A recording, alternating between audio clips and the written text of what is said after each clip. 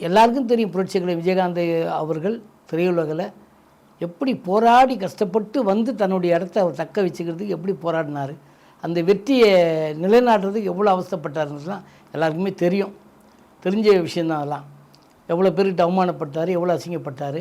ஆனால் கடைசியில் அவங்க எல்லாம் அவர் தேடி வந்து அவரை வச்சு படம் பண்ணாங்க. அவருக்கு பெரிய அங்கீகாரத்தெல்லாம் கொடுத்தாங்க, மதிப்பு மரியாதைலாம் கொடுத்தாங்க. எந்த நடிகர் சங்கத்துக்கு, அதாவது நடிகராக அங்கீகரிக்க மாட்டேன்னு சொன்னாங்களோ அவரை நடிகர் சங்கத்துக்கு தலைவராகவே ஆக்கினாங்க. நடிகர் சங்கத்துக்கு தலைவராகி அதுக்கு முன்னாடி எம்ஜிஆர், நடிகர் சிவாஜி, எஸ்எஸ்ஆர் இருந்த இடத்துல இவர் வரும்போதெல்லாம் பெரிய கடனில் இருக்குது அந்த நடிகர் சங்கம். அந்த நடிகர் சங்கத்துக்கு கடனை அடைக்கிறதுக்காகலாம் இவர் எவ்வளோ போராடினார், எவ்வளோ கஷ்டப்பட்டார்ன்றது எல்லா நடிகர்களும் தெரியும், மக்களுக்கே தெரியும், அவர் ரசிகர்களும் தெரியும்.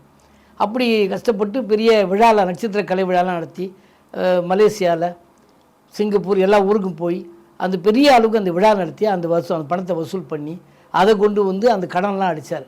அந்த பேங்க்கில் வாங்கி அந்த லோனெல்லாம் அடித்தார். அவ்வளோ கஷ்டப்பட்டு அந்த நடிகர் சங்கன்றது நடிகர்களுக்கான பாதுகாப்புக்காக உருவாக்கப்பட்ட சங்கம் அது.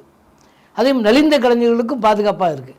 அப்போ அந்த சங்கம் நல்லா இருக்கணும், அந்த பாதுகாப்பாக அந்த சங்கம் இருக்கணும்னா அதுக்கான அது மேலே இருக்கிற கடன்லாம் தீர்ந்தால் தானே. அதெல்லாம் மாற்றின ஒரு விஜயகாந்த் தான் வந்து காப்பாற்றினார்.